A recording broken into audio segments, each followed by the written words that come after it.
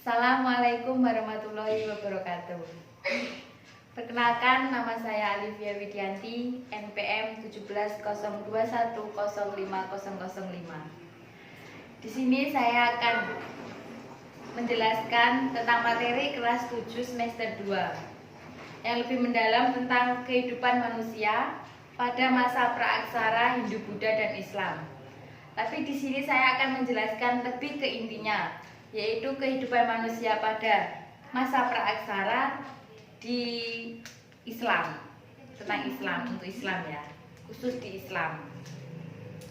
Di sini saya akan menjelaskan yang pertama, itu proses masuknya ke Indonesia, jadi masuknya Islam ke Indonesia. Yang kedua, persebaran. Yang ketiga, caranya Islam itu masuk ke Indonesia. Yang keempat, pengaruh Islam ke Indonesia. Dan yang kelima, tentang kerajaan Islam di Indonesia. Indonesia, Islam masuk ke Indonesia pertama kali itu melalui beberapa pengaruh. Yang pertama itu ada teori Mekah atau Buya Hamka. Yang kedua, teori Persia. Yang ketiga, teori Gujarat. Yang keempat, teori Cina. Dan ya, teori Cina. Yang pertama kita akan bahas tentang teori Mekah. Islam masuk ke Indonesia pada abad ke-7 Masehi. Buya Hamka atau Haji Abdul Malik Karim Amrullah mengatakan bahwa berasal dari tanah kelahirannya, yaitu Arab atau Mesir. Jadi Islam itu pertama kali itu ada pada abad ke-7. Yang pertama kali ada Islam itu di Arab atau di Mesir. Proses ini berlangsung berabad-abad. Pertama, Hijriyah atau abad ke-7. Proses ini berlangsung pada berabad-abad. Abad pertama Hijriyah atau abad ke-7 Masehi. Hal ini berdasarkan bukti bahwa bangsa Indonesia sejak awal telah menganut mazhab Syafi'i yang telah mengatakan Islam itu berawal dari Mekah. Jadi pertama kali Islam itu berawal dari Mekah di sana, di Mekah.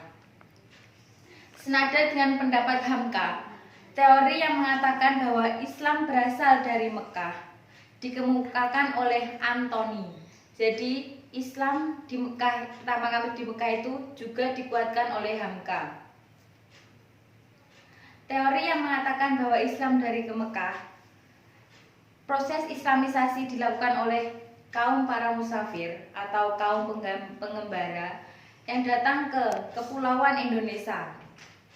Bukti ini tentang masuknya Islam pada abad ke-7 Masehi adalah catatan dari dinasti Tang Yang berjudul Hisin Tangshu atau Sejarah Dinasti Tang, menyebutkan bahwa 674 Masehi telah ada pemukiman perdagangan Arab di Polu Sih atau Barus, pantai barat selatan Sumatera.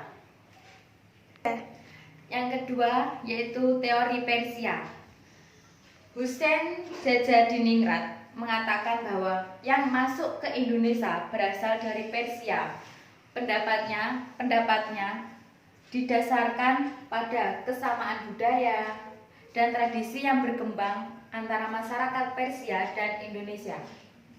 Tradisi tersebut antara lain adanya perayaan 10 Muharram dan Asyura sebagai hari suci kaum Syiah atas kematian Husain bin Ali. Seperti yang berkembang dalam tradisi Tabot di Pariaman, Sumatera Barat dan Bengkulu.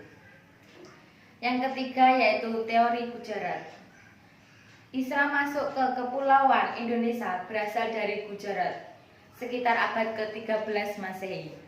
Jadi teori yang ketiga ini membahas tentang teori Gujarat, yang mana Islam masuk ke Kepulauan Indonesia itu berasal dari Gujarat pada abad ke-13 Masehi.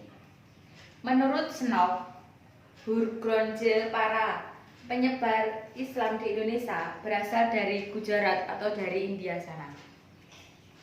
Pendapat senada dikemukakan oleh Musgoed atau ilmuwan Belanda yang menyatakan bahwa Islam masuk ke Indonesia itu sekitar abad ke-13 atau 14 Masehi. Dan bukti lain tentang masuknya Islam pada Islam ke abad ke-13 ini di teori Gujarat itu tuh juga ada catatan dari Marco Polo. Dan ini sangat tidak asing ya, catatan dari Marco Polo ini. Itu tentang pedagang Venesia yang singgah di Sumatera dalam perjalanan pulangnya dari Cina pada tahun 1292 Masehi. Di sana disebut bahwa Perlak merupakan kota Islam. Dan yang keempat, teori Cina. Itu yang menguas Slamet Mulyadi. Kalau menurut teori Cina ini, Islam dibawa pedagang Muslim dari Cina ke Nusantara. Teori ini didasarkan dari bukti perpindahan orang-orang Muslim ke Katon, ke Asia Tenggara pada abad ke-8 Masehi. Hal ini dihubungkan dengan Raden Patah Raja Demak. Jadi teori Cina ini lebih dikait-kaitkan dengan teori itu, dihubungkan dengan Raden Patah Raja Demak. Yang kedua, kita akan membahas tentang persebaran Islam di Indonesia. Islam masuk ke Indonesia itu melalui beberapa cara. Yang pertama, perdagangan. Yang kedua, perkampungan. Yang ketiga, perkawinan. Yang keempat, pendidikan. Dan yang kelima, kesenian. Yang pertama saya bahas di sini adalah tentang perdagangan. Perdagangan Islam di Arab, Persia, dan Gujarat memegang peran penting dalam penyiaran agama Islam di Indonesia. Nah, masuknya Islam melalui media perdagangan yang terjadi pada tahap awal, yaitu selama sejalan dengan ramainya lalu lintas perdagangan pada abad ke-7 hingga ke-16. Jadi dari ke-7 sampai ke-16. Yang kedua,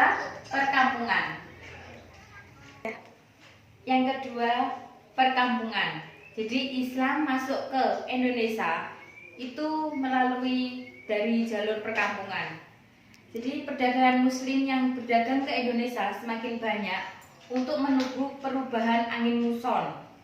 Pada akhirnya mereka membentuk sebuah pemukiman yang disebut Pekojan. Jadi Islam masuk ke Indonesia melalui jalur perkampungan itu, mereka itu membuat suatu pemukiman yang mana pemukiman tersebut dinamakan pemukiman Pekojan. Yang ketiga yaitu melalui perkawinan. Dan para pedagang Islam yang datang ke Indonesia banyak yang menikah dengan wanita-wanita pribumi. Jadi mereka masuk ke Indonesia itu mereka berdagang, lalu mereka menikahi penduduk Indonesia. Yang akhirnya di situ dia juga melakukan sebuah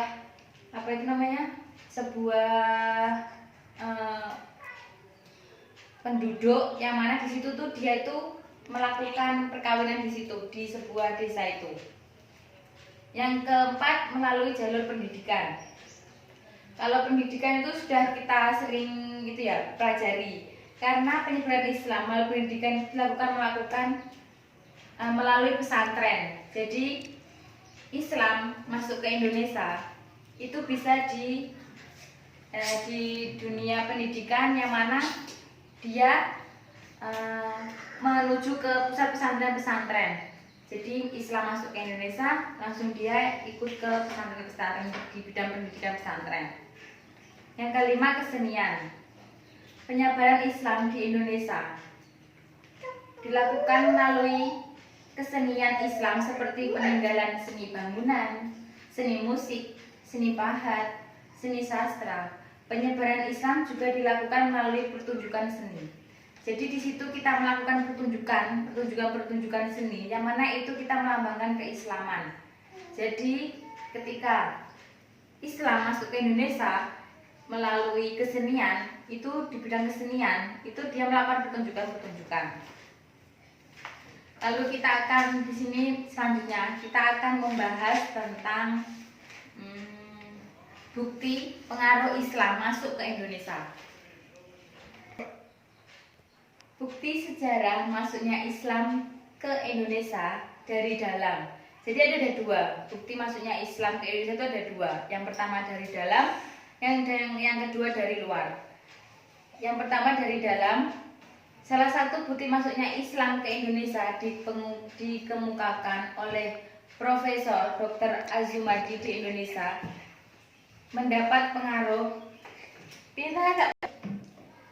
Indonesia mendapat pengaruh Islam sejak Kerajaan Sriwijaya. Hal ini dibuktikan dengan adanya surat yang dikirim oleh Raja Sriwijaya kepada Umar bin Abdul Aziz. Yang kedua, bukti yang kedua dari dalam, yaitu makam Fatimah binti Maimun. Ini bukti yang kedua. Di tempatnya itu di lereng Gresik. Ditemukan makam wanita yang pertama, Fatimah binti Maimun yang berangka tahun 1082 Masehi. Ini bisa menjadi bukti Pulau Jawa telah mendapat pengaruh Islam pada abad ke-11 Masehi. Yang ketiga, bukti yang ketiga, kompleks makam Islam di Trowulan Gresik pada abad ke-14 Masehi. Jadi bukti yang pertama tadi, masuknya Islam ke Indonesia itu dari Kerajaan Sriwijaya. Yang kedua, makam Fatimah binti Maimun.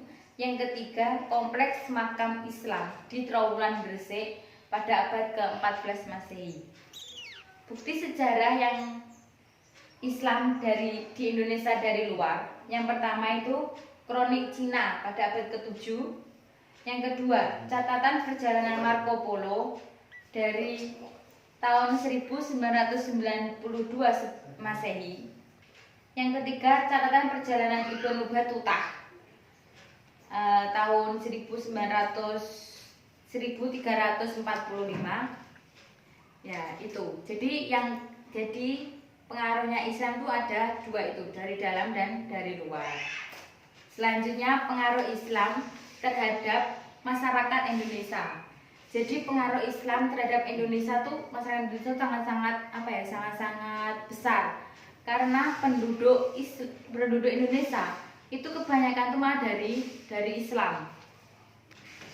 Pengaruh budaya Islam ke Indonesia itu ada beberapa bidang. Yang pertama, bidang politik. Masuk Islam, berkembang kerajaan-kerajaan Hindu-Buddha. Kerajaan tersebut kemudian mengalami kemunduran dan digantikan perannya oleh kerajaan-kerajaan Islam. Yang kedua, sosial. Yang ketiga, agama. Yang keempat, pendidikan. Yang kelima, budaya. Dan yang keenam, sastra dan bahasa Arab. Seperti yang kita ketahui ya, bahwa Indonesia itu memiliki beberapa pulau. Banyak sekali pulau di Indonesia. Yang mana pulau tersebut kebanyakan tuh dihuni oleh Islam. Jadi hampir banyak penduduk Indonesia itu beragama Islam. Dan seperti itulah proses masuknya Islam ke Indonesia pada masa praksara. Sekian pengajaran dari saya, kurang lebihnya saya minta maaf yang sebesar-besarnya. Wabillahi taufiq wal hidayah. Wassalamualaikum warahmatullahi wabarakatuh.